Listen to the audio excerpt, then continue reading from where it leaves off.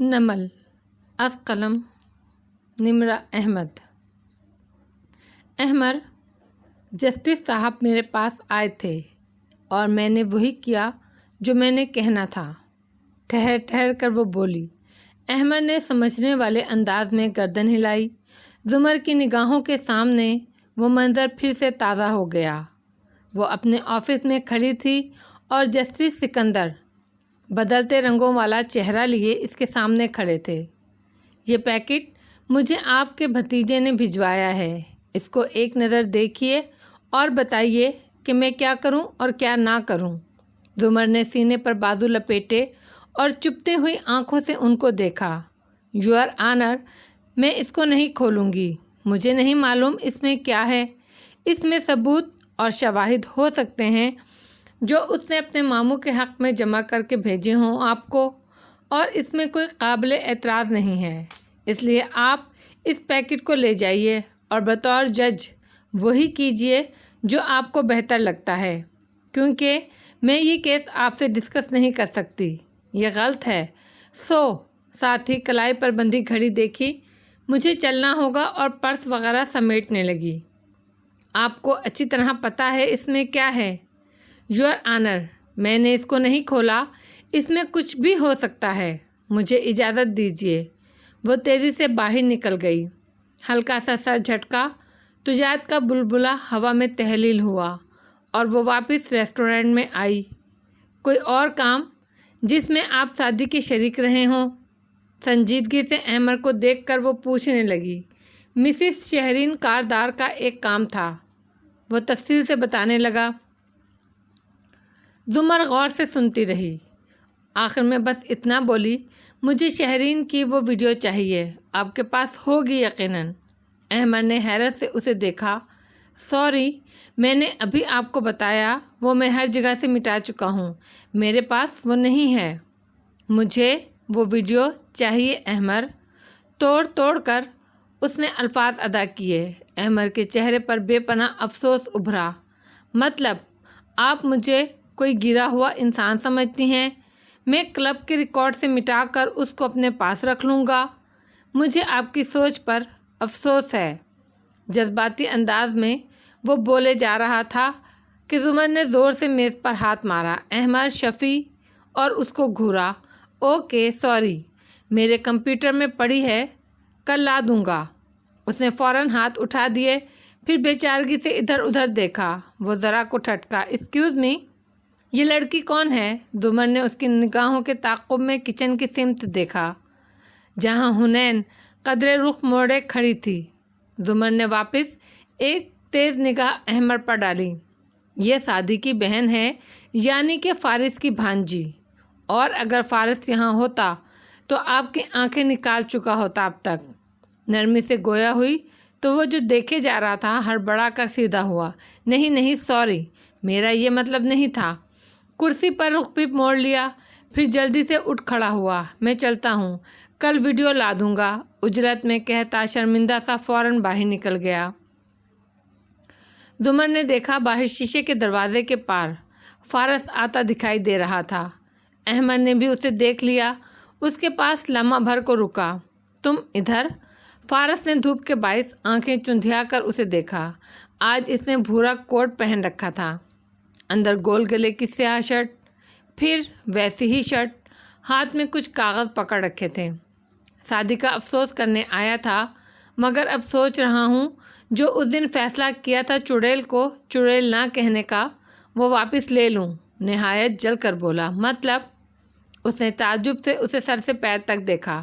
دفع کرو۔ احمر نے سر جھٹکا، پھر جلدی سے قریب ہوا۔ پتہ ہے کیا زمر میڈم سب جانتی ہیں کہ کیسے تم باہر آئے، کیسے شادی نے جج کو بلیک میل کیا، اور وہ جج سب سے پہلے انہی کے پاس گیا تھا۔ مگر وہ تیز بولے جا رہا تھا۔ فارس نے ایک دم چونک کر اسے دیکھا۔ ایک منٹ، حیرت اور شوق سے اس نے بات کاٹی۔ اس کو چھوڑو، تم کیسے جانتے ہو یہ سب؟ جذباتی انداز میں بولتے احمر کو بریک لگی، منہ کھل گیا۔ اوپس! بے اختیار 2 قدم پیچھے ہٹا۔ میری امی میرا انتظار کر رہی ہوں گی، میں چلتا ہوں۔ تمہاری امی کے انتقال کو 7 سال گزر چکے ہیں، سیدھی طرح مجھے ساری بات بتاؤ۔ وہ دیکھو میرا کوئی قصور نہیں ہے، آخر لوگ میرے پاس مشورہ لینے آتے ہی کیوں ہیں؟ وہ واقعی روحاں سا ہوا۔ میں نے تو صرف ایک مشورہ۔ تم؟ وہ انتہائی غصے سے آگے بڑھا۔ تم نے میرے بھانجے کو بلیک میلر بنا دیا، دبی دبی آواز میں غرایا تھا۔ تو اور کیا کرتا؟ کوئی راستہ ہی نہیں تھا۔ دیکھو مجھے جلدی ہے، ابھی میں جا رہا ہوں، بعد میں بات کرتے ہیں۔ ہاں، تیز تیز قدم چلتا پیچھے ہٹا، مڑا اور اپنی کار کی طرف لپکا۔ فارس بمشکل ضبط کر کے اسے جاتے ہی دیکھتا رہا، پھر واپس مڑا تو شیشے کی دیوار کے پار ریسٹورنٹ کے اندر وہ بیٹھی اسی طرف دیکھ رہی تھی۔ اس کے دیکھنے پر سر جھکا کر کاغذ الٹ پلٹ کرنے لگی۔ اس کو تو بعد میں پوچھوں گا۔ ایک خشمگین نگاہ دور جاتے اسٹیپنی پر ڈال کر وہ گہری سانس لے کر اندر آیا۔ زمر سر جھکائے کاغذ دیکھ رہی تھی۔ جب ان کاغذوں پر اس نے ایک فولڈر رکھا، زمر نے سر اٹھایا۔ وہ سنجیدہ سا سامنے کھڑا تھا۔ آپ کے انویسٹیگیٹر نے جواب نہیں دیا؟ زمر نے اس کا طنز نظر انداز کر کے فولڈر کھولا۔ آہستہ آہستہ کاغذات پر نظر دوڑانے لگی، ابرو اٹھائے، لب سکیڑے۔ نیاز بیگ 2 دفعہ جیل جا چکا ہے، صرف ایک بار 3 سال کی سزا کاٹی تھی، مبینہ طور پر 2 قتل کر چکا ہے اور دونوں ہی دفعہ الزام سے بچ چکا ہے۔ 4 بچے ہیں، ایک بیوی جو سیٹلائٹ ٹاؤن میں اس کے گھر میں رہتے ہیں۔ اس کے علاوہ وہ رکا، ایک عورت سے اس کا تعلق ہے، امینہ امتیاز نام ہے اس کا، اس کو فلیٹ لے کر دیا ہوا ہے اور ایک NGO میں اچھی نوکری دلوا رکھی ہے۔ باقی سب اس فولڈر میں ہے۔ زمر صفحے پلٹتی گئی اور چہرے پر متاثر کن تاثرات نہ آنے دینے کی کوشش کرتے ہوئے خود کو سپاٹ رکھا، پھر نگاہیں اٹھائیں۔ مجھے اس امینہ امتیاز کی ایک ایک تفصیل چاہیے۔ یہ کہاں رہتی ہے؟ کیا روٹین ہے اس کی؟ کب؟ الفاظ لبوں میں رہ گئے۔ فارس نے کوٹ کی اندرونی جیب سے چند تہہ شدہ کاغذ نکال کر اس کے سامنے رکھے۔ اور کچھ؟ وہ سنجیدہ تھا، سپاٹ سا نہیں۔ وہ بے نیازی سے کاغذوں کی تہیں کھولتی قدرے رخ موڑ گئی۔ وہ بھی نہیں رکا، ندرت کو بس سلام کیا اور باہر نکل گیا۔ اس کے جاتے ہی زمر کے چہرے کی لاتعلقی ہوا ہونے لگی اور وہ ہلکی مسکراہٹ کے ساتھ تیز تیز ان کاغذات کو پڑھنے لگی۔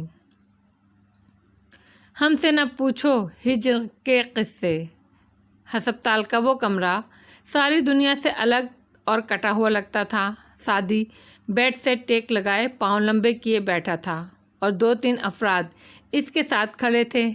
ایک جھک کر اس کی ٹانگ کے زخم کی ڈریسنگ تبدیل کر رہا تھا، خود وہ بس سینے پر بازو لپیٹے خاموشی سے اس کو یہ کرتے ہوئے دیکھ رہا تھا۔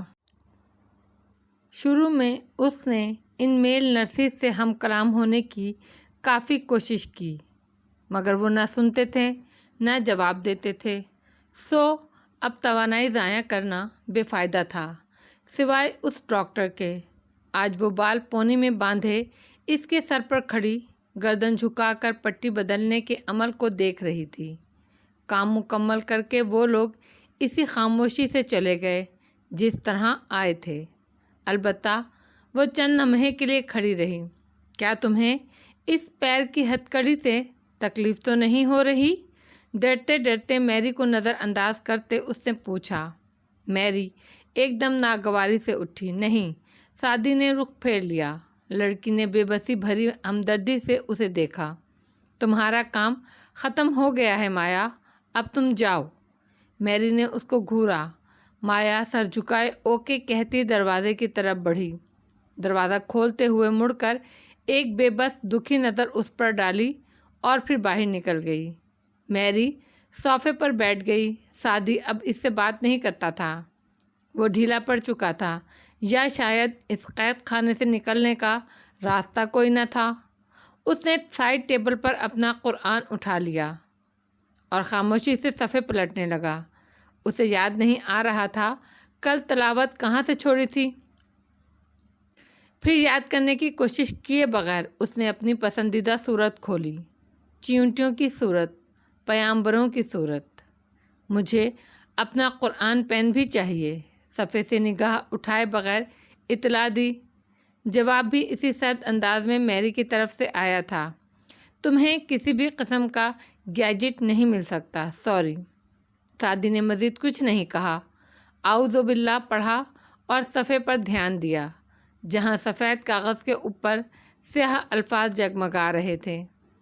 اس کی آنکھیں ان الفاظ پر جم گئیں۔ کمرے میں چھایا ڈپریشن، تناؤ اور افسردگی۔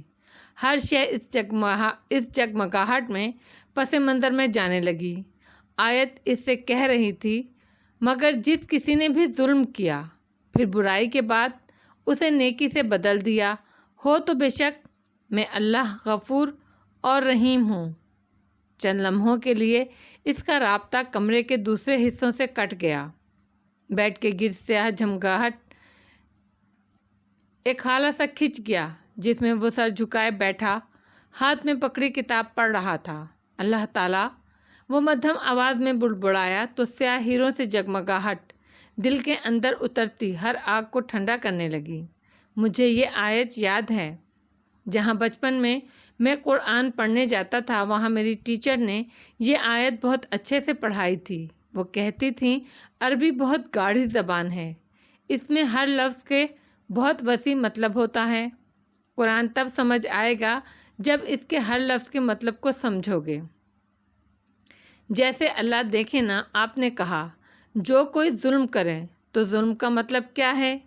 اس سارے ذہنی تناؤ میں بھی مجھے یاد ہے ظلم کا مطلب ہے کسی کے حق میں کمی کرنا۔ تو آپ مجھے یہ سمجھا رہے ہیں اللہ کہ ہم زندگی میں جب بھی کسی کے حق میں کمی کریں گے تو احساس ہونے پر صرف سوری کر دینے کے بجائے برائی کو، اس دکھ اور تکلیف کو ہمیں اچھائی اور محبت سے دور کرنے کی کوشش کرنی چاہیے۔ ان سارے دنوں میں مجھے لگنے لگا تھا کہ میں اس قید میں اس لیے پڑا ہوا ہوں کیونکہ میں نے زمر کا دل دکھایا تھا۔ وہ بیمار تھیں، انہوں نے کیا نہیں کیا میرے لیے؟ کیا تھا اگر میں فارس ماموں کی مسلسل حمایت کرنے کے بجائے دکھاوے کو ہی صحیح ان کی بات پر یقین کر لینے کی اداکاری کر لیتا؟ مگر میں نے ان کا حق ادا نہیں کیا۔ اگر 4 سال انہوں نے تعلق نہیں رکھا تو میں بھی ان کی موجودگی میں ان کے گھر نہیں جاتا تھا۔ میں نے بھی کال کرنا چھوڑ دی تھی۔ آخر میں پہل تو پھر بھی انہوں نے کی۔ وہ سونیا کی سالگرہ کا کارڈ لے کر آئیں، میں تو نہیں گیا نا۔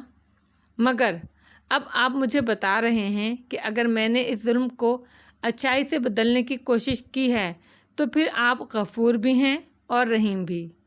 اتنا تو مجھے پتہ ہے پیچھے گھر میں مجھے کوئی بھی برا نہیں سمجھتا ہوگا۔ میری مداوے کی کوشش نے میری سب کمیوں کو ڈھانپ لیا ہوگا۔ وہ سر جھکائے، بڑبڑاتے ہوئے چونکا۔ اوہ، جیسے کچھ سمجھ آیا۔ اسی لیے آپ نے کہا آپ غفور اور رحیم ہیں۔ غفور کہتے ہیں ڈھانپنے والے کو، جو گناہوں کو ڈھانپ کر ان کو مٹا دے، معاف کر دے، اور رحیم، اس نے آنکھیں میچ کر یاد کرنا چاہا۔ کندھے پھر سے درد کرنے لگے تھے۔ بار بار رحم کرنے والا، غلطیوں کو، لوگوں کی غلطیوں کو، گناہ سب بار بار معاف کر کے پھر سے ان کو موقع دینے والا۔ سیاہ حروف کی جگمگاہٹ اس کے گرد کسی اونچے دائرے کی طرح رقصہ تھیں۔ باقی سب کچھ چھپ گیا تھا۔ بدقت اس نے اگلے الفاظ پڑھنے چاہے، اور اپنا ہاتھ ڈال لیجئے اپنے گریبان میں، اے موسیٰ، وہ نکلے گا سفید چمکدار، بغیر کسی عیب کے، یعنی کسی بیماری کی وجہ سے معجزاتی طور پر۔ یہ 9 نشانیاں ہیں، ان کو لے جائیے فرعون اور اس کی قوم کی طرف۔ بے شک وہ لوگ ہیں جو حد سے بڑھ جانے والے ہیں۔ اللہ، سر جھکائے بیٹھے لڑکے نے کرب سے آنکھیں بند کیں۔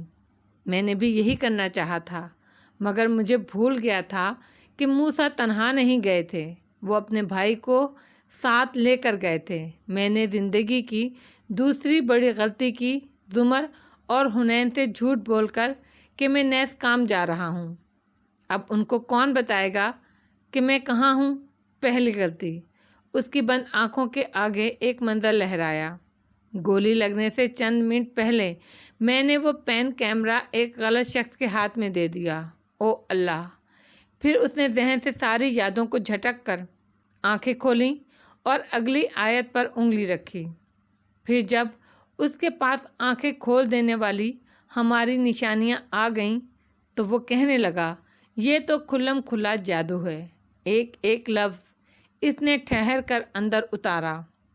دل اور دماغ میں عجیب قنوطیت اور اذیت بھر گئی۔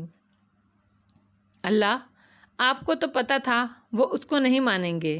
ہدایت کی کوئی بات ان کے دل کو موم نہیں کر سکے گی، پھر آدمی کیوں جا کر کسی منکر ظالم کو للکارے؟ وہ اپنا کام عمل کرے اور ہم چپ چاپ اپنی نماز روزہ کرتے رہیں۔ میں بھی کبھی اس کا دل موم کرنے نہیں گیا تھا، مگر یوں ہی ایک انہونی سی آرزو تھی کہ شاید وہ مداوے کے لیے کچھ کریں، کچھ کرنا چاہیں، مگر فائدہ کیا ہوا؟ سیاہ جگمگاہٹ کو مایوسی کا اندھیرا نگلنے لگا۔ وہ جیسے جیسے آس پاس سیاہ دھوئیں کے مرغلے اٹھنے لگے، اس کا دل پھر سے زخم زخم ہونے لگا اور انہوں نے ان کا انکار کیا، ظلم اور تکبر کے ساتھ، حالانکہ ان کے دل یقین کر چکے تھے۔ وہ پڑھتے پڑھتے چونکا، سیاہ دھواں پھیلنا ٹھہر گیا، ساری فضا ساکن ہو گئی، حالانکہ ان کے دل یقین کر چکے تھے۔ پھر دیکھو کیا انجام ہوا، فساد برپا کرنے والوں کا۔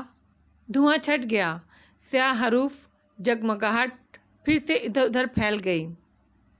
اداس بیٹھے سر جھکائے لڑکے کے چہرے پر تھکان بھری مسکراہٹ آ ٹھہری۔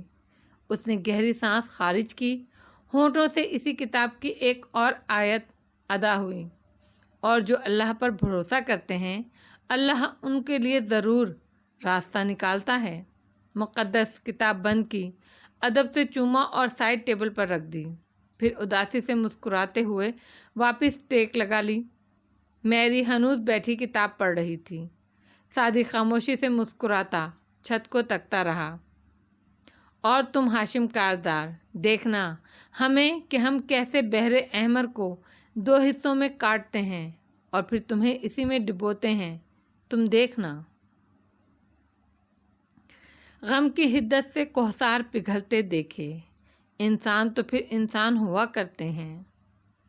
قصر کاردار سے پرے انیکسی میں ان دنوں سمجھوتے کی سی فضا چھائی تھی۔ رمضان شروع ہو چکا تھا اور پہلے چند روزے کب گزرے پتہ ہی نہیں چلا۔ عجیب سی روٹین بنی ہوئی تھی۔ افطاری کے بعد سحری تک کوئی نہیں سوتا، پھر سحری کر کے سیم اور حنین دوپہر تک سوتے۔ ندرت کا وہی طریقہ تھا۔ رمضان کے باوجود جلدی ریسٹورنٹ چلی جاتی، زمر بھی گھر نہیں ٹکتی اور فارس جاب پر ہوتا۔ بڑے ابا خالی پڑے لاؤنج میں سارا وقت صداقت کے ساتھ بے مقصد بیٹھے رہتے۔ صداقت بولتا رہتا یا سیم اٹھ جاتا تو وہی بولتا، یا وہ دونوں ٹی وی دیکھتے رہتے اور دونوں کو لگتا وہ موسیقی سے بھرپور دکان رمضان ٹرانسمیشن میں لوگوں کی طرح بھکاریوں کی طرح تحفے اچھالتے دیکھ کر ثواب کما رہے ہیں۔ ابا سیم سے اتنا بھی نہ کہتے کہ رمضان عبادت کا مہینہ ہے، ٹی وی کے سامنے بیٹھنے سے اسے ضائع نہ کرو، کہ انہیں ڈر تھا اگر وہی لاؤنج میں آ کر نہ بیٹھے گا تو یہ تنہائی شاید مار ہی دے۔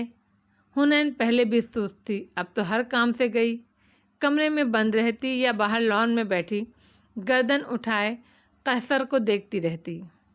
ایسی ہی ایک رات زمر اور فارس کے کمرے میں مدھم زرد بتی جل رہی تھی، بجلی گئی ہوئی تھی اور یو پی ایس پر پنکھا چل رہا تھا، مگر اے سی کی ٹھنڈک باقی تھی۔ فارس صوفے پر پاؤں لمبے کیے لیٹا، سینے پر لیپ ٹاپ رکھے کچھ کام کر رہا تھا۔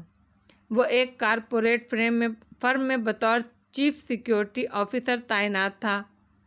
سامنے جائے نماز پر زمر اتحیات میں بیٹھی تھی، سر پر دوپٹہ اچھے سے لپیٹے، اس کا چہرہ جھکا تھا، فارس کی طرف اس کی پشت تھی، وہ کنکھیوں سے اسے دیکھ رہا تھا۔ وہ تراویح ختم کر کے اب وتر کا سلام پھیر رہی تھی، پھر جائے نماز سمیٹتی اٹھ گئی۔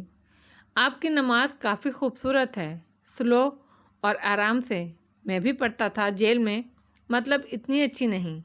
آس پاس کی ساری آوازیں سنائی دیتی ہیں اور سارے دن کے کام یاد آتے۔ اسکرین کو دیکھتا وہ بولا تو وہ جو پشت کیے کھڑی تھی جا نماز طے کر رہی تھی رک گئی، مگر مڑی نہیں، اور آپ کی طرح 5 وقت کی نہیں پڑھتا تھا۔ کچھ دن پڑھی پھر چھوڑ دی۔ مگر ایک بات، دعا میں بھی نہیں مانگتا تھا، مگر سچ تو یہ ہے کہ دعا کے بغیر نماز ادھوری ہوتی ہے۔ وہ ہلکا سا مڑی، چپتی نظریں اس پر ڈالیں۔ میں دعا مانگوں یا نہیں، یہ میرا اور میرے اللہ کا معاملہ ہے، میں نے تو کچھ نہیں کہا۔ وہ شانے اچکا کر اسکرین کی طرف متوجہ ہوا۔ زمر جان نماز رکھ کر اسٹڈی ٹیبل پر آ بیٹھی۔ اس کی طرف اب بھی پشت ہی تھی۔ انگلی سے چہرے کے گرد اڑتا دوپٹہ کھولا، فائل سامنے کی، قلم اٹھایا، الفاظ پر نگاہ پڑی تو ہر چیز مدھم ہونے لگی۔ اپنی زندگی کسی فلم کی طرح نظروں کے سامنے گھوم گئی۔ اللہ تعالیٰ، اس نے بنا الفاظ لب ہلائے، آنکھوں میں اضطراب در آیا۔ مجھے معلوم ہے میں پہلے جیسی دعا نہیں کرتی، آپ سے بات بھی نہیں کرتی، میں ایسا سوچ بھی نہیں سکتی کہ آپ سے ناراض ہوں، نعوذ باللہ۔ بس میرا دل سخت ہو گیا ہے۔ مجھے لگتا تھا میرے پاس اب کھونے کو کچھ نہیں بچا، مگر میں غلط تھی۔ جب تک انسان کی سانس ہے اس کے پاس کھونے کو کچھ نہ کچھ ضرور ہوتا ہے۔ میرے پاس بھی تھا سعدی، اور اب وہ نہیں ہے۔ ابا اور باقی سب ہیں، میں ان کو کھونا نہیں چاہتی، اور میں سعدی کو بھی واپس لانا چاہتی ہوں۔ میں ہر اس شخص کو عبرت کی مثال بنانا چاہتی ہوں جس نے میرے خاندان کو تباہ کیا ہے، اور میں یہ بھی چاہتی ہوں کہ جب تک وہ ہمارے پاس واپس نہیں آ جاتا، آپ اس کا خیال رکھیے گا، آپ اس کو اکیلا نہ کیجیے گا۔ اس نے آنکھیں بند کیں تو 2 آنسو ٹوٹ کر چہرے پر گرے، پھر بھیگی پلکیں کھولیں۔ فارس، اس کی آواز بھی رندھی ہوئی تھی۔ اس نے چونک کر سر گھمایا، پھر لیپ ٹاپ ہٹا کر اٹھا اور قدرے تشویش سے اس کی پشت کو دیکھا۔ کیا ہوا؟ آج نیاز بے کی ضمانت ہو گئی، مجھے معلوم ہے، وہ ہلکا سا بولا۔ نگاہیں اس کے سر کی پشت پر تھیں جس سے دوپٹہ پھسل گیا تھا اور بھورے گھنگریالے بال جھلک رہے تھے۔ اس نے جج کے سامنے کہا، اس نے یہ قتل سیلف ڈیفینس میں کیا تھا۔ اس نے کہا، سعدی اس کو مارنے لگا تھا۔ اس نے ایک اور آنسو آنکھ کے کنارے سے ہٹایا۔ اس نے ہمارے فجر پر اٹھ کر مسجد کی امامت کرانے والے سعدی کے بارے میں کہا، وہ اس سے ڈرگس خریدتا تھا، اور یہ جھگڑا ڈرگس پر ہوا تھا۔ مجھے معلوم ہے۔ اس کے چہرے پر ایک زخمی تاثر آ ٹھہرا۔ قتل سے نکلنے کا سب سے اچھا طریقہ مقتول کی اتنی کردار کشی کرنا ہے کہ جج کو لگے اسے مار کر قاتل نے دنیا پر احسان کیا ہے۔ آپ نے ہی بتایا تھا کرمنل لاء کی کلاس میں۔ دمر نے آنکھ انگلی کی نوک سے پونچھی اور پلٹی تو اس کی آنکھیں اور ناک گلابی ہو رہی تھیں، اور ناک کی لونگ۔ اس نے نگاہ چرائی۔ تم نے کہا تھا تم میرا ساتھ دینا چاہتے ہو، میں کیسے یقین کروں کہ تم میرے ساتھ پھر سے کوئی دھوکہ نہیں کرو گے؟ زمر، اس نے گہری سانس لی اور اسی سنجیدگی سے اسے دیکھا۔ میں وہ نہیں ہوں جس کو اس نے اپنا گردہ دیا تھا، نہ میں وہ ہوں جو اس کی یونیورسٹی کی فیس دیتا تھا۔ مجھے پتہ ہے اس بارے میں، مگر اس کا یہ مطلب نہیں کہ مجھے اس سے آپ سے کم محبت تھی۔ وہ چونکی تھی، آنکھوں میں شاک ابھرا۔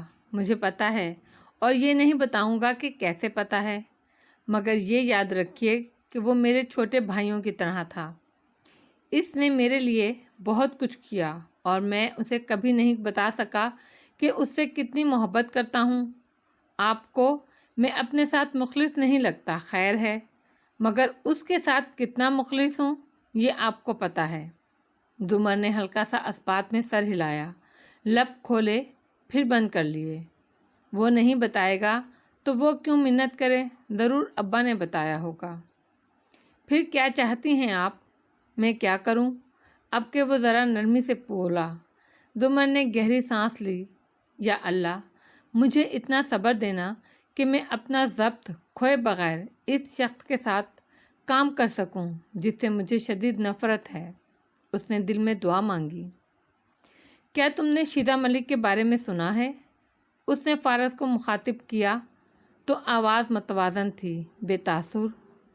اور جب وہ دونوں آئندہ کا لاہ عمل طے کر رہے تھے تو ساتھ والے کمرے میں ندرت بیڈ پر تھکی ہاری سو رہی تھی اور حنین لیٹی ہوئی ان کے فون پر سعدی کی تصاویر دیکھ رہی تھی۔ اس کے ماتھے پر کٹے بال اب آنکھوں تک آتے تھے، باقی تکیے پر کھلے پڑے تھے۔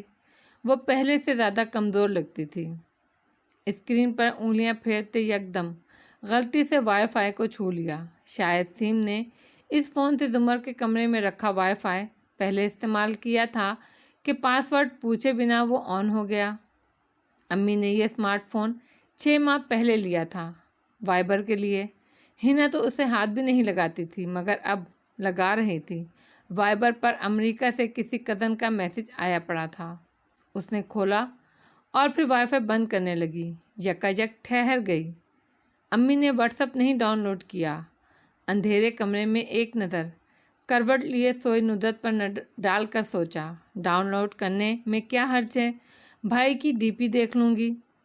اس نے پلے اسٹور آن کیا، واٹس ایپ ڈاؤن لوڈ کیا اور پھر فہرست دیکھی۔ سعدی بھائی اس کے اسٹیٹس میں لکھا تھا، آنٹس ایور آفٹر۔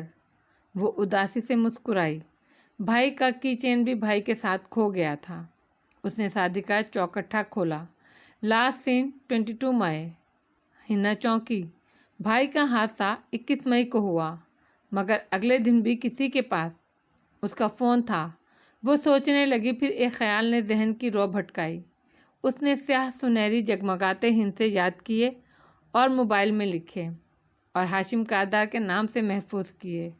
پھر کانٹیکٹس کی فہرست دیکھی۔ پتہ نہیں ہاشم بھائی واٹس ایپ پر ہیں یا نہیں۔ دفعتاً فہرست اوپر کرتا انگوٹھا رکا، آنکھوں میں کچھ چمکا۔ ہاشم کاردار، ساتھ میں اپنی اور سونی کی سیلفی۔ وہ ہلکا سا مسکرائی، کھڑکی کو دیکھا جس کے پار اوپر قصر تھا۔ ہاشم کا نام دبایا، پیغام بھیجنے کا صفحہ کھلا، اوپر آن لائن جگمگا رہا تھا۔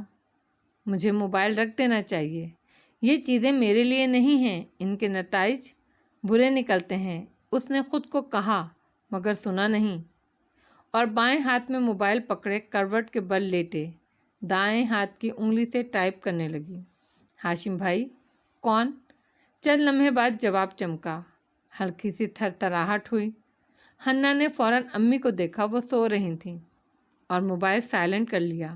ہنا، یہ امی کا موبائل ہے۔ حنین، ہماری پڑوسن حنین۔ وہ اسٹڈی ٹیبل پر بیٹھا لیپ ٹاپ اور فائلز کھولے ہوئے کام کر رہا تھا۔ جب موبائل بجا سو وہ اسی طرف متوجہ ہوا۔ پیغام بھیج کر موبائل رکھا اور پھر سے ٹائپ کرنے لگا۔ شکر ہے آپ نے یہ نہیں پوچھا کہ کون حنین، کیسی ہو تم؟ تم لوگ آتے ہی نہیں ہو ہماری طرف۔ رمضان کی وجہ سے روٹین بدل گئی ہے۔ افطاری سے پہلے شدید پیاس سے نڈھال، افطاری کے بعد بہت کچھ کھا کر نڈھال۔ اتنے عرصے بعد ٹائپ کرنے کے باعث حنین کی رفتار خاصی سست تھی۔ یہ تو ہے، سعدی کا کچھ پتہ چلا؟ تنہائی میں ڈوبا کمرہ اداس ہو گیا۔ موبائل کی روشنی سے چمکتا ہنا کا چہرہ بجھ گیا۔ نہیں، وہ ذرا ٹھہر کر میسج کر رہی تھی، اوکے اب سو جاؤ، میں نے یوں ہی آپ کو آن لائن دیکھ کر ٹیکسٹ کر دیا۔ وہ برے دل کے ساتھ فون رکھنے لگی۔ نہیں، میں جاگا ہوا ہوں، کل کورٹ جانا ہے، اسی کی تیاری کر رہا ہوں۔ میں بات کر سکتا ہوں، نو پرابلم۔ تم بتاؤ کیا کرتی ہو سارا دن؟ وہ پیغام بھیج کر فون رکھ دیتا اور پھر سے کام کرنے لگ جاتا، مکمل توجہ اور دھیان سے اسکرین پر نظریں جمائے۔ میں کچھ بھی نہیں، بس بھائی کو یاد کرتی ہوں۔ اور وہ لکھتی گئی، باہر رات پگھلتی گئی، قطرہ قطرہ تاریکی بڑھتی گئی، اور وہ ٹیکسٹ پر ٹیکسٹ کرتی گئی۔ وقت اور جگہ کا سارا احساس ختم ہو گیا۔ ہر اگلا پیغام کے انتظار کی بے قراری، اور ہر پیغام پڑھتے وقت لبوں پر مسکراہٹ، کیونکہ ابھی دنیا میں خمر کشیدہ نہیں کی گئی تھی جس کا نشہ آدھی رات کو کسی نامحرم سے موبائل پر بات کرنے سے زیادہ ہو۔ शहरी के करीब उसने लिखा, अब सो जाओ बच्चे, मुझे सुबह कोर्ट जाना है। Okay, good night. मुस्कुराकर उसने लिखा, फिर सारी गुफ्तगू को मिटाने का बटन दबाया। फिर हल्का सा चौंकी, मिटाने की क्या ज़रूरत है? हाशिम भाई ही हैं, इनसे बात करने में गलत क्या है? मगर जब व्हाट्सएप ने पूछा कि वाकई सब मिटाना है तो उसने यस का बटन दबा दिया। फिर फ़ोन रखा और आंखें बंद की तो शादी एक दफ़ा फिर से याद आ गया। कर्ब बढ़ गया और इसमें अब एक और कर्ब भी शामिल हो गया था। उसके नज़दीक गम तरके वफा कुछ भी नहीं। मुतमईन ऐसा है वो जैसे हुआ कुछ भी नहीं। शाम बारिश के बायस पहले से ठंडी और खुशगवार से उतर रही थी। हाशिम ने कसर का दाखिली दरवाज़ा खोला तो अंदर का मंजर नुमायां हुआ। ऊंचे और वसी लाउंज में बड़े सोफे पर जवाहरात तमकिनत से बैठी थी। कोहनी सोफे के हत्थे पर जमाए वो चाय की नाजुक प्याली से घूंट भरती मुस्कुराती नज़रों से सामने बैठी शहरीन को देख रही थी, जो इससे कतन बेनियाज सोनिया के बालों में ब्रश फेर रही थी, साथ में च्युइंगम भी चबा रही थी। ऑफिस से थके हारे आए हाशिम ने एक मुश्तरका सलाम किया और जीने की तरफ बढ़ गया। सोनी, अपने बाबा को बता दो कि आज सोनी मामा के साथ जा रही है और 2 दिन बाद आएगी। और ये भी बताओ कि सोनी कितनी खुश है इन सारे प्लानर्स पर जो मामा ने सोनी के लिए बनाए हैं। आखिरी पिन लगाकर उसने सोनी के नरम बालों में बुरिश फेरते ऊंचा सा कहा तो सोनी खुशी खुशी से उठी और भागते हुए हाशिम की टांगों से लिपट गई। बाबा, सोनी मामा के साथ जा रही है और पता है मामा ने, आगे उसने जोश में जो चंद फ़िक्रे दोहराए जो शहरीन की 2.5 घंटे की मेहनत का नतीजा थे। हाशिम ने मुस्कुराकर इसका गाल थपथपाया और फिर एक तेज़ संजीदा नज़र उस पर डाली जो अब टांग पर टांग चढ़ाए बैठी थी, जिताती निगाहों से उसे देख रही थी। हाशिम सोनिया को इनकार नहीं कर सकता था, उसे मालूम था। श्योर, एंजॉय करो। और झुककर उसका गाल चूमा और सीधे होते हुए मुस्कुरा कर बोला और फिर एक कहर आलूद नज़र शहरी पर डालकर ऊपर की जानिब कदम उठा लिए। शहरी ने फातिहाना मुस्कुराहट जवाहरात की तरफ उछाली जो आदतन मुस्कुराते हुए चाय पी रही थी। पता नहीं क्यों लोग समझते हैं कि वो शहरी को हरा सकते हैं। उंगली से सुनहरी बाल नज़ाकत से पीछे करते वो बोली, साथ ही दूर खड़ी फ्यूना को इशारा किया। वो आई और सोनी को तैयार करने साथ ले गई। सिर्फ वही ऐसा समझते हैं जो शहरी को कई दफ़ा हरा चुके हैं। जवाहरात ने शाने उचकाए, तभी दरवाज़ा फिर से खुला और मोबाइल का बटन दबाता उलझा हुआ नौशरवा अंदर दाखिल हुआ। वो वेस्ट कोट और टाई में मलबूस था और पीछे मुलाजिम उसका ब्रीफ केस उठाए हुए आ रहा था। यकीनन वो हाशिम के साथ ऑफिस से आ रहा था। माँ को सलाम करते ज़रा की ज़रा निगाह उठाई तो ठहरा। शहरी सामने बैठी थी, अबरू भींच कर जवाहरात को देखती, किसी ताबड़तोड़ हमले के लिए तैयार। ओह हाय, नौशरवा हल्का सा मुस्कुराया। जवाहरात ने पूरी गर्दन घुमाकर इसकी मुस्कुराहट देखी। हेलो। शहरी का फ़िक्रा मुंह में ही रह गया। बदमज़ा सी उठी और सोनी के कमरे की जानिब जाने लगी। आप कहाँ जा रही हैं? वो हैरान हुआ। वो मुड़ी, तीखी नज़रों से उसे देखा। अपनी बेटी के लिए आई थी, उसको लेने जा रही हूँ, वरना मुझे कतन कोई ख्वाहिश नहीं इस घर में बार बार आने की। तने अब्रू के साथ आगे बढ़ गई। वो हवन्नकों की तरह उसे जाता देखता रह गया। हाथ में मोबाइल जूं का तूं उठा रखा था। जवाहरात की मुस्कुराहट शदीद नापसंदीदगी में बदलती गई और शेरू को घूरते उसने तासुफ से सर झटका। वो सही कह रही है, इस घर में ज़रा देर बैठी है, वरना आते साथ ही सोनी को लेकर जुमर के पास चली गई शादी का अफसोस करने। जाओ तुम फ्रेश हो लो। नौशरमा का दिल जैसे उचाट हो गया। वो बरहमी से जीना चढ़ने लगा। दुनिया तो एक बर्फ़ की सिल से सिवा न थी, पहुंची ज़रा जो आँच तो दुनिया तमाम शुद्ध। इस शाम जब दफ्तर में लोग अपने काम जल्द अज जल्द निपटाते घर जाने की तैयारी में थे, کہ 5 بجنے میں ذرا ہی دیر باقی تھی۔ ایسے میں اس عمارت کے اندر ایک چھوٹے صوفے کے سامنے آفس کے سامنے لاؤنج نما کمرے میں فارس کھڑا تھا۔ اس نے نیلی کف والی شرٹ اور سر پر پی کیپ پہن رکھا تھا۔ آنکھوں پر گلاسز تھے اور کیپ کے چہرے پر خاصا اس نے جھکا رکھا تھا۔ ہاتھ میں گلاب کے پھولوں کا گلدستہ لیے جو اوپر سے شفاف پلاسٹک میں پیک تھا، وہ پیون کو رسید نکال کر دے رہا تھا۔ امینہ صاحبہ کے لیے ہیں، ان سے دستخط کروا لائیے۔ آفس کے بند دروازے کی طرف اشارہ کیا تو پیون سر ہلا کر گلدستہ احتیاط سے پکڑے اندر چلا گیا۔ دروازہ ذرا سا کھلا رہ گیا۔ فارس نے کن اکھیوں سے جھرری سے دیکھا۔ اندر آفس کی میز کے پیچھے ایک نارنجی ڈائی والی بالوں والی لڑکی نما عورت بیٹھی تھی اور پیون اس کو میز پر گلدستہ دے رہا تھا۔ کس نے بھیجے ہیں؟ نام نہیں بتایا، بس اتنا کہا کہ نیاز بیگ کے کسی پولیس والے دوست نے بھیجے ہیں، اپنی ترقی کی خوشی میں جو آپ کی وجہ سے ہو رہی ہے۔ وہ رخ موڑے کھڑا رہا یہاں تک کہ پیون نکل آیا۔ رسید اسے لا کر دی جسے اس نے رجسٹر میں لگایا۔ تبھی رجسٹر ہاتھ سے پھسلا اور سارے کاغذ بکھر گئے، رسیدیں، پرچیاں، فوٹو اسٹیٹ، کاغذ، بہت کچھ۔ معاف کرنا، وہ پنجوں کے بل زمین پر بیٹھا کاغذ سمیٹنے لگا، آہستہ آہستہ کیپ والا سر جھکائے، بار بار کلائی کی گھڑی دیکھتا۔ پیون کبر اندر جا رہا تھا اور کبھی باہر آ رہا تھا۔ وہ دھیرے دھیرے پرچیاں اٹھاتا اور رجسٹر میں لگاتا رہا، پھر گھڑی دیکھی اور کن اکھیوں سے پیون کو دیکھا۔ وہ اب ٹرے لے کر راہداری کی طرف جا رہا تھا۔ ادھر وہ نکلا، ادھر فارس تیزی سے اٹھا اور آفس کا دروازہ کھول کر اندر آیا۔ میز پر سر ٹکائے ڈائی و بالوں والی عورت آنکھیں بند کیے پڑی تھی، ساتھ ہی گلدستہ کھلا ہوا پڑا تھا اور اس سے عجیب مہک آ رہی تھی۔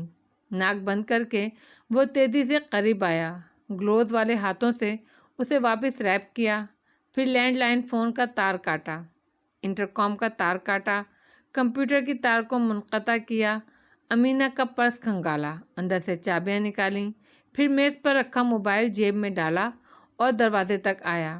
جھرری سے باہر جھانکا، پیون ابھی تک نہیں لوٹا تھا۔ اس نے جلدی سے بتی، پنکھا سب بند کیے، باہر نکلا، دروازہ لاک کیا، باہر لگا اوپن کا کارڈ پلٹ کر کلوزڈ سامنے لایا اور پھر جیبوں میں ہاتھ ڈالے سر جھکائے وہ آگے بڑھتا چلا گیا۔ پھر شام گہری ہو گئی، افطار کے قریب لوگ سمٹ کر گھروں کے اندر چلے گئے تو شہر قدرے سنسان لگنے لگا۔ مغرب باسی ہوئی اور رات اترنے لگی۔ ایسے میں ایک بڑے اور مہنگے پرائیویٹ ہسپتال کے باہر کھلے پارکنگ ایریا کے ایک کونے میں ایک کار کھڑی دکھائی دیتی تھی اور اس کی ڈرائیونگ سیٹ پر فارس پی کیپ پہنے بیٹھا نظر آتا تھا۔ چیونگم چباتے ہوئے وہ آنکھیں سکیڑ کر ہسپتال کی طرف دیکھ رہا تھا، جہاں بیرونی استقبالیے سے ہٹ کر باہر ایک اندھیرے کونے میں سے دمر آتی دکھائی دے رہی تھی۔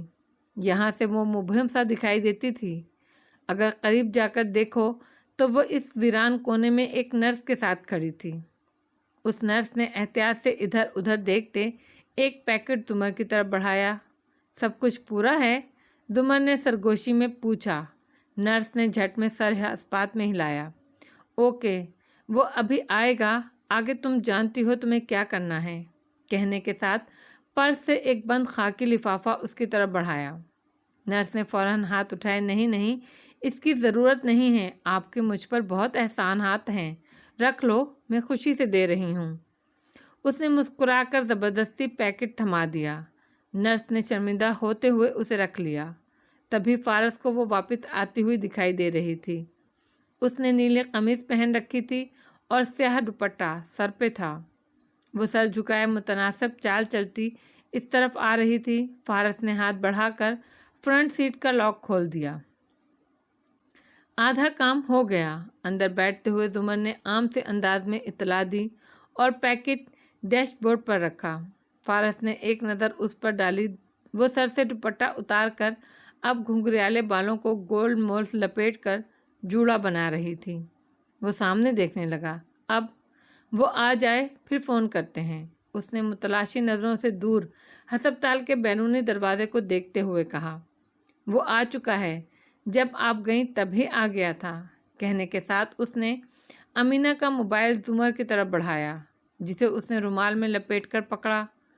کال وہ ملا چکا تھا کیونکہ اس کے ہاتھوں پر گلوز چڑھے تھے، پلاسٹک کے شفاف پتلے گلوز۔ زمر نے کان سے موبائل لگایا، ایک رومال منہ کے قریب فون پر رکھا۔ گھنٹی کے بعد مردانہ آواز سنائی دی، ہاں امینہ، میں ہسپتال سے بات کر رہی ہوں۔ یہاں ایک بی بی کو لایا گیا ہے، نیند کی گولیاں کھا کر خودکشی کی کوشش کی ہے اس نے۔ امینہ نام ہے اس کا۔ وہ پختون لہجے میں روانی سے بول رہی تھی اور ہلکا سا وہ مسکرایا۔ واہ چڑیل، اداکاری بھی کرتی ہے، دل ہی میں سوچ کے رہ گیا۔ اس کے فون پر آپ کا آخری نمبر ڈائل کیا گیا تھا۔ کیا؟ کون سے ہسپتال سے؟ دوسری طرف الجھن اور پریشانی در آئی۔ زمر نے جلدی جلدی نام اور پتہ بتایا۔ 15-20 منٹ بعد پولیس آ جائے گی، اگر تم نے آنا ہے صاحب تو جلدی آؤ۔ پولیس سے کچھ نہیں کہنا، میں آ رہا ہوں۔ اور مگر زمر نے سنے بغیر کال کاٹ دی۔ یہ لہجہ کہاں سے سیکھا آپ نے؟ مسکراہٹ چھپائے اس کو دیکھ کر پوچھا تو زمر فون ڈیش بورڈ پر دھرتے ہوئے اسی بے تاثر انداز میں بولی، آر یو شور؟ وہ امینہ سے یہاں آنے سے پہلے رابطہ نہیں کر سکے گا؟ فارس کی مسکراہٹ غائب ہوئی۔ جی۔ زمر نے ایک اچھتی نگاہ اس پر ڈالی، کیا کیا ہے اس کے ساتھ؟ اس نے چہرہ موڑ کر زمر کو دیکھا، گلا گھونٹ کر پنکھے سے لٹکا دیا ہے اور کہا ہے یہ خودکشی ہے۔ وہ اکتا کر کھڑکی سے باہر دیکھنے لگی۔ رات باہر قطرہ قطرہ بہتی رہی، کار کے اندر خاموشی چھائی رہی، دونوں میں سے کوئی نہیں بولا۔ دفعتاً وہ سیدھا ہوا۔ وہ نیاز بیگ، زمر نے بھی اسی طرف دیکھا۔ شلوار قمیض میں ملبوس نیاز بیگ ہسپتال کے اندر داخل ہو رہا تھا۔ فارس نے گردن گھمائی، اس کی کار قریب میں ہی کہیں ہوگی، جلدی میں لگ رہا ہے۔ لاک کھولتے ہوئے اس نے ڈیش بورڈ سے پیکٹ اٹھایا اور دروازہ کھولا۔ زمر نے قدرے بے چینی سے اسے دیکھا، دھیان سے، ہلکا سا بولی۔ وہ چونکا، اس کی آنکھوں کو دیکھا اور ہلکا سا مسکرایا، میں نہیں چاہتی تمہاری لاپرواہی سے کام بگڑ جائے۔ وہ وضاحت دیکھ کر روح موڑ گئی، اس کی مسکراہٹ پھیکی پڑی، سر جھٹک کر باہر نکل گیا۔ اندر استقبالیہ تک نیاز بیگ تیز تیز قدم اٹھاتے پہنچا۔ وہی نرس کاؤنٹر کے پیچھے 2-3 افراد کے ہمراہ کھڑی تھی۔ اسے آتا دیکھ کر فوراً اس کی طرف متوجہ ہوئی۔ جی؟ وہ اس کے مخاطب کرنے پر وہیں رکا۔ ہاں، وہ آمینہ نام کی خاتون کو لایا گیا ہے، مجھے فون آیا تھا اور پرائیویٹ روم 6 نمبر میں ہے وہ۔ آپ یہاں سے سیدھا جا کر دائیں مڑ کر، وہ اجلت میں راستہ سمجھاتی گئی۔ وہ سنجیدگی اور قدرے اضطراب سے سر ہلاتے آگے بڑھ گیا۔ چند راہداریاں عبور کر کے کمروں کے نمبر پڑھتا وہ مطلوبہ کمرے کے قریب پہنچا۔ باہر 2 پولیس اہلکار کھڑے تھے۔ نیاز بیگ کی تیوریاں چڑھیں۔ وہ دروازے کے نزدیک جانے لگا تو ایک سپاہی نے راستہ روکا۔ کیا کام ہے؟ اندر میرا مریض ہے، اسے دیکھ لوں پھر تم سے بات کرتا ہوں، وہ قدرے اکھڑے لہجے میں کہہ کر آگے بڑھنے لگا، مگر سپاہیوں نے اسے روک لیا۔ اجازت نہیں ہے، مریض سے کیا رشتہ ہے تمہارا؟ اس سے پہلے کہ وہ غصے سے کوئی جواب دیتا، دروازہ کھلا۔ نیاز بیگ کے الفاظ منہ میں رہ گئے۔ ASP سرمد شاہ، عام پینٹ شرٹ میں ملبوس، باہر نکل رہا تھا۔ اسے دیکھ کر چونکا۔ نیاز بیگ، تم ادھر کیسے؟ تعجب سے آنکھیں سکیڑ کر اسے دیکھتے اپنے پیچھے دروازہ بند کیا۔ یہ تمہارے تھانے کی حدود تو نہیں ہے ASP؟ وہ ذرا حیران ہوا۔ خیر، میری پہچان کی ایک عورت آنکھ سے اشارہ کیا، ادھر ایڈمٹ ہے۔ سرمد شاہ کا ابرو بے اختیار اٹھا۔ ادھر اس کمرے میں؟ ہاں دیکھو، اسے پولیس کیس مت بناؤ، یہ کوئی اتنا بڑا معاملہ، تم شیدا کو کیسے جانتے ہو؟ سرمد شاہ نے تیزی سے بات کاٹی۔ اس کی متعجب نگاہیں نیاز بیگ پر تھیں۔ کون شیدا؟ وہ ٹھہرا۔ IG صاحب کی بیٹی اور میری کزن شیدا ملک، جو ریپ اور ٹارچر کے بعد پچھلے 1.5 ماہ سے کوما میں ہے۔ بتاؤ، کیسے جانتے ہو اسے؟ سرمد شاہ کی نگاہوں کا تعجب اسے کھوجتے تاثر میں بدل رہا تھا۔ یکدم نیاز بیگ کو کسی انہونی کا احساس ہوا۔ نہیں، شیدا کون؟ میں نہیں جانتا کسی شیدا کو، میں تو ادھر امینہ کے لیے آیا تھا، وہ میری ایک عزیزہ ہیں۔ پھر کمرہ نمبر دیکھا، شاید غلط کمرہ نمبر بتا دیا انہوں نے، میں پوچھتا ہوں دوبارہ۔ اور افسوس ہوا تمہاری کزن کا سن کر۔ غلط وقت پر غلط جگہ پر ہونے کا احساس ہوتے ہی وہ اجلت میں کہتا، اس کا کاندھا تھپ تھپاتا، جیب سے موبائل نکال کر مڑا۔ سرمد شاہ آنکھیں سکیڑ کر اسے جاتے دیکھنے لگا۔ پھر اس نے ایک نظر اپنے ASP/SI پہ ڈالی اور وہ بھی انہی نظروں سے اسے دیکھ رہا تھا۔ ایک دم سرمد شاہ اس کے پیچھے لپکا۔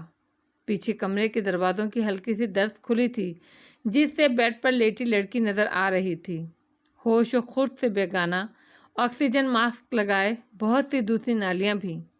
اس کے بال بھورے سنہری سے تھے اور کان کے قریب ان میں تتلی کی شکل کا نگوں والا کلپ لگا ہوا تھا۔ کیا نام بتایا تم نے اپنی عزیزہ کا؟ راہداری کے آخر میں اس نے نیاز بیگ کو جا لیا جو موبائل پر نمبر ملا کر کان سے لگائے ہوئے تھا۔ اس کے چہرے پر الجھن تھی۔ سرمد شاہ کے پکارنے پر چونک کر گردن گھمائی۔ ہاں وہ امینا ہے، میری جاننے والی۔ ہسپتال والوں نے ابھی فون کر کے بتایا، میں پوچھتا ہوں ابھی۔ ایسے کیا دیکھ رہے ہو ASP؟ وہ ذرا اکتایا۔ بھائی میں نہیں جانتا تمہاری کزن کو۔ ٹھیک ہے میں بھی تمہاری عزیزہ کی عیادت کر لوں۔ اس نے ابرو سے اسے چلتے رہنے کا اشارہ کیا۔ تیز جانچتی نگاہیں بار بار نیاز بیگ پر ڈالتا تھا۔ وہ اندر ہی اندر کوفت کا شکار پریشان ہونے لگا، مگر وہ چلتا رہا یہاں تک کہ واپس استقبالیہ کاؤنٹر تک آ پہنچا۔ او بی بی کس کمرے میں بھیج دیا تم نے مجھے؟ وہ بگڑ کر کہتا اسی نرس سے مخاطب ہوا۔ وہ تو کسی شیدہ بی بی کا کمرہ ہے۔ سر آپ نے شیدہ ملک کے کمرے کا ہی تو پوچھا تھا، تبھی تو میں نے روم نمبر 6 بولا۔ وہ سادگی سے گویا ہوئی۔ سرمد شاہ نے پوری گردن گھما کر اسے دیکھا۔ وہ ایک دم بھڑک اٹھا۔ کیا بکواس کر رہی ہو؟ میں نے امینا امتیاز کا پوچھا تھا۔ تم لوگوں نے مجھے کال کر کے بلایا ہے؟ ساتھ ہی حیران اور پریشان نگاہ ASP پر ڈالی جو بس چپ چاپ اسے گھور رہا تھا۔ سوری سر، مجھے شیدہ ملک سنائی دیا تھا۔ امینا امتیاز؟ وہ جھک کر چیک کرنے لگی۔ یہاں تو کوئی امینا امتیاز نہیں لائی گئی، نہ ہم نے اس سلسلے میں کسی کو کال کی ہے۔ کیا بکواس ہے، تم لوگوں نے مجھے ابھی کال کی ہے، خود مجھے بلایا ہے، خودکشی کا کیس تھا۔ غصے سے لال پیلے ہوتے اس کے ماتھے پر پسینہ آ رہا تھا۔ سر یہ سارے فونز آپ کے سامنے رکھے ہیں، آپ کال ریکارڈ چیک کر لیں۔ ہمارے پاس کوئی امینا امتیاز نہیں لائی گئی۔ آپ نے تو خود ابھی شیدہ ملک کا پوچھا تھا مجھ سے۔ وہ روحان سی ہو گئی۔ تمہیں کس نمبر سے فون آیا تھا؟ وہ جو چپ کھڑا تھا ٹھہرے ہوئے لہجے میں بولا۔ نیاز بیگ نے جھنجھلا کر اسے دیکھا۔ امینا کے موبائل سے فون آیا تھا۔ وہ واپس اسے کال بیک کرنے لگا۔ گھنٹی جا رہی ہے، کوئی اٹھا نہیں رہا۔ میں اس کے گھر دیکھتا ہوں۔ اچھا خدا حافظ۔ ماتھے کو چھو کر اجلت میں اسے سلام کیا اور باہر کی طرف بڑھا۔ SI نے بے اختیار سرمد شاہ کو دیکھا۔ وہ سوچتی نظروں سے نیاز بیگ کو باہر نکلتے دیکھ رہا تھا۔ نیاز بیگ کی کار کون سی ہے امجد حسین؟ اس نے سوچ میں ڈوبے پکارا۔ سر ہمیشہ نیلے رنگ کی نسان میں دیکھا ہے اسے، اور اس دن ہمیں جو گمنام ٹپ موصول ہوئی تھی یاد ہے؟ فون کرنے والی اینی شاہد نے کہا تھا کہ اس نے ایک آدمی کو شیدہ کی کار کی ڈگی سے نکال کر سڑک پر پھینکتے دیکھا تھا۔ کون سی کار بولی تھی اس نے؟ نیلی نسان۔ مگر سر ٹپ تو جھوٹی بھی ہو سکتی ہے، وہ خود متذبذب تھا۔ میرے ساتھ آؤ۔ سرمد شاہ کے چہرے پر بے پناہ سختی در آئی۔ وہ باہر نکلا۔ SI فوراً پیچھے لپکا۔ دور گاڑیوں کی قطار کی طرف نیاز بیگ تیز تیز قدم اٹھاتا چلا جا رہا تھا، ساتھ ہی موبائل پر مسلسل نمبر ملا رہا تھا۔ جب تک وہ دونوں اس تک پہنچے وہ نیلی نسان سے چند قدم دور تھا۔ تمہاری امینا نے فون نہیں اٹھایا؟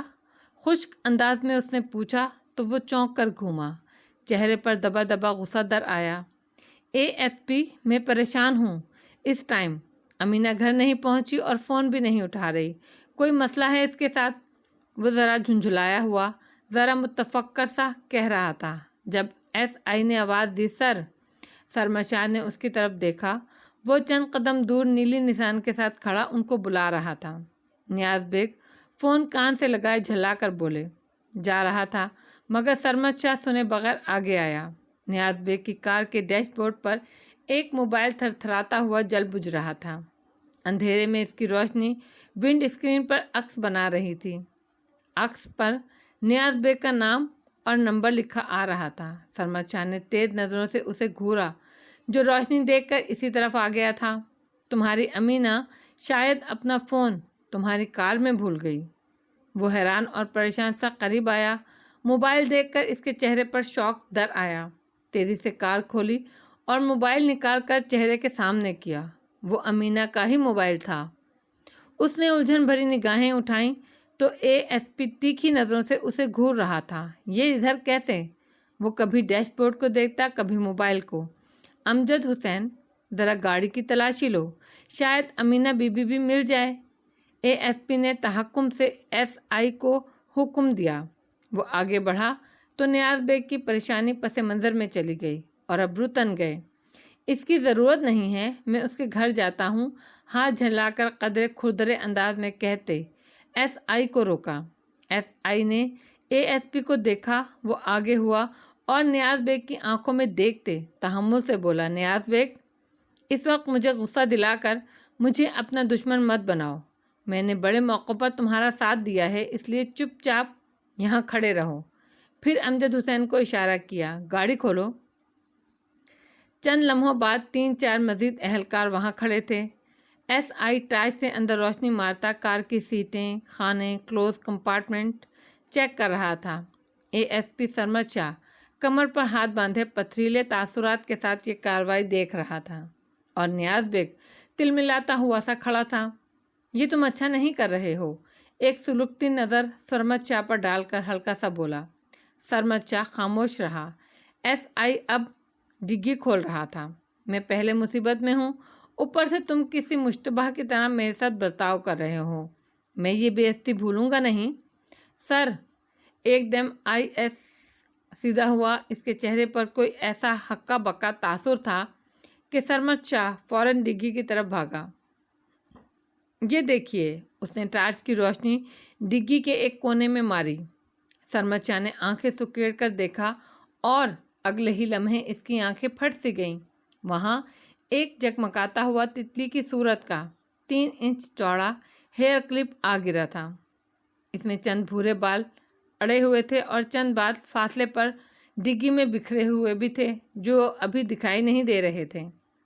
تتلی کے چند نگ جگمگا رہے تھے اور باقی نگوں کو سوکھے خون کے دھبوں نے مان کر رکھا تھا، شیدا کا خون۔ سرمد شاہ کی آنکھوں میں سرخی ابھری۔ وہ تیورا کر اس کی طرف گھوما۔ نیاز بیگ، اپنے ہاتھ پیچھے باندھ لو۔ رفیع محمد، اسے ہتھ کڑی لگاؤ۔ وہ غرا رہا تھا، کیا بکواس! نیاز بیگ کی ساری جھنجھلاہٹ ہوا ہو گئی۔ وہ پریشان اور حیران سا ہو کر آگے ہوا، مگر SI کو تتلی نما کلپ اٹھا کر پلاسٹک بیگ میں ڈالتے دیکھ کر اس کا چہرہ فق ہوا۔ اوہ، یہ میرا نہیں ہے، یہ میری گاڑی میں کہاں سے آیا؟ اور میری بات تو سنو۔ سرمد شاہ نے پوری قوت سے اس کے منہ پر گھونسا مارا۔ وہ ایک دم تیورا کر پیچھے کو گرا، مگر گرنے سے پہلے سرمد شاہ نے گریبان سے اس کو کھینچ لیا اور اس کا خون وہ رشتہ چہرہ قریب کیا۔ میں تمہیں کتنے کیسے سے نکال چکا ہوں، کیا اس لیے کہ تم میرے ہی خاندان کی لڑکی کے ساتھ ایسا کرو؟ تم، گالی دی، گھٹیا انسان، وہ میری بہنوں جیسی تھی۔ شوق سا نیاز بیگ جھٹکے سے کھانے لگا۔ ایک اہلکار نے اس کے ہاتھ موڑ کر پیچھے باندھے۔ وہ نفی میں سر ہلانے لگا، نہیں نہیں، یہ کوئی گڑبڑ ہے، مجھے اس میں پھنسایا جا رہا ہے، میں نہیں جانتا تمہاری بہن کو، میری بات سنو۔ وہ 2 اہلکاروں کی آہنی گرفت میں پھڑپھڑا رہا تھا۔ IG صاحب کو فون لگاؤ اور بولو تھانے آ جائیں، سرمد شاہ سرخ چہرے کے ساتھ SI کو کہہ رہا تھا، اور دور سڑک کے اس پار گرین بیلٹ کے ساتھ پارک کار کی فرنٹ سیٹ پر بیٹھی زمر گھنگریالی لٹ انگلی پر لپیٹتی وہ منظر دیکھ رہی تھی۔ آواز سنائی نہیں دیتی تھی، مگر وہ ایک منظر 100 آوازوں پر بھاری تھا۔ اس کے چہرے پہ اطمینان تھا، مگر آنکھوں میں سرد سی تپش بھی تھی۔ فارس نے گہری سانس لی اور کافی ریلیکس سے انداز میں سیٹ کی پشت سے ٹیک لگائی۔ Are you sure? ASP کو اصل معاملہ سمجھ نہیں آئے گا۔ میں اسے جانتی ہوں، کام کیا ہے اس کے ساتھ۔ اگر اس میں اتنی عقل ہوتی تو 4 سال سے ASP نہ ہوتا، 1.5 سال پہلے SP بن چکا ہوتا۔ یہ اس کے گھر کا معاملہ ہے، اس کی ججمنٹ کو غیرت ڈھانپ دے گی۔ وہ کھڑکی سے باہر دیکھتی کہہ رہی تھی، مگر اس کی جلد ہی ترقی ہونے والی ہے۔ اس کی ترقی کا انحصار اسی کیس پہ ہے۔ اس کو شیدا کا مجرم مل گیا، یعنی اس کی ترقی ہو گئی۔ زمر نے ہلکے سے کندھے اچکائے۔ دور نیاز بیگ سپاہیوں کی گرفت میں پھڑپھڑاتا مسلسل چلا رہا تھا۔ اب دیکھو کون لڑکیوں کی طرح چیخ رہا ہے۔ وہ اسی منظر کو دیکھتے بولی تو لہجے میں نمی بھی تھی اور آنچ بھی۔ فارس نے ٹیک لگائے گردن اس کی طرف موڑی۔ کل جب امینہ اسے لاک اپ میں ملے گی تو اس کی بات سن کر نیاز بیگ کو یہی لگے گا کہ اسے پولیس نے پھنسایا ہے۔ اس کیس میں ہمارے دشمن ایک دوسرے کے خلاف کھڑے ہوں گے اور اس دفعہ ہم ان کا تماشا دیکھیں گے۔ وہ رکا، مگر شیدا؟ زمر نے گہری سانس لی۔ اس کے مجرم یقیناً چلاک لوگ ہیں، ان کو کبھی نہیں ملیں گے۔ وہ بیچاری بچی شاید چند دن زندہ رہ پائے، مگر وہ نہ کبھی ہوش میں آئے گی نہ کسی کو کچھ بتا پائے گی۔ وہ ابھی تک پولیس موبائل کو ہی دیکھ رہی تھی، جس میں اب وہ چیختے چلاتے نیاز بیگ کو لا رہے تھے۔ وہ کلپ جو میں نے اس کی ڈگی میں رکھا ہے، کیا اس کے خاندان والے پہچانیں گے نہیں کہ گو وہ شیدا کے کلپ کے جیسا ہی ہے مگر اس کا نہیں ہے؟ کیا معلوم شیدا کے پاس صرف ایک ہی کلپ ہو؟ وہ ڈیزائنر کلپ ہے، اس کے جیسا کلپ میں نے خریدا تھا، وہ اس وقت شیدا کے بالوں میں لگا ہے۔ جس کلپ پہ اس کا بلڈ اور بال لگا کر سسٹر نے مجھے دیے تھے، وہ شیدا کا اصلی کلپ ہے۔ وہ اسے فارزینک بھیجیں گے، ہر طرح سے چیک کریں گے، مگر شیدا کے بالوں میں لگا کلپ کوئی نہیں چیک کرے گا، وہ سرسری سا بتا رہی تھی۔ اوہ، وہ چپ ہو گیا۔ پولیس موبائل اب دور جا رہی تھی۔ زمر نے گردن موڑ کر اسے دیکھا، پھر کچھ کہتے کہتے چپ ہوئی اور پھر سامنے دیکھنے لگی۔ چند لمحے خاموشی کے نظر ہو گئے، پھر ہلکا سا بولی، گڈ جاب فارس۔ اس کے لہجے میں نرمی تھی مگر وہ سامنے دیکھ رہی تھی۔ وہ ذرا سا مسکراتے ہوئے کار اسٹارٹ کرنے لگا۔ پلان آپ کا تھا، گڈ جاب ٹو یو۔ سو اب کس کی باری ہے؟ کار ریورس کرتے اس نے پوچھا۔ سیڑھی کا پہلا زینہ ان کے قدموں تلے تھا اور ان کی چوٹی تک پہنچنے کے لیے ہر زینے کو اسی طرح روندنا تھا انہیں۔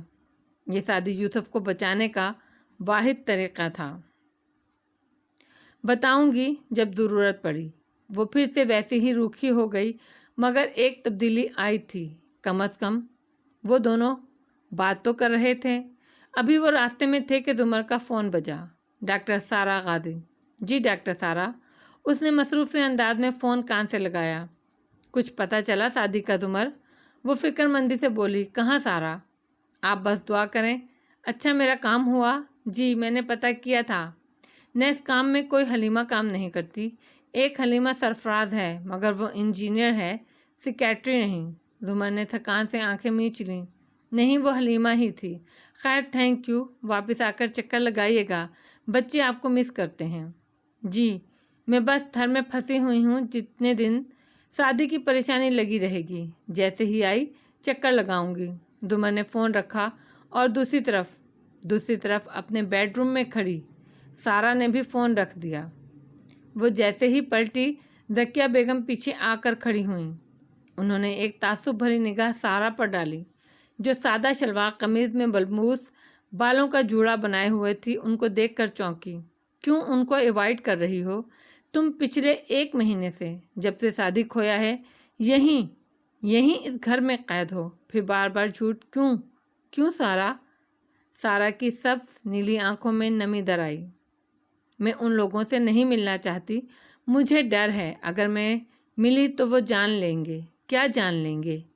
وہ ذرا حیران ہوئیں۔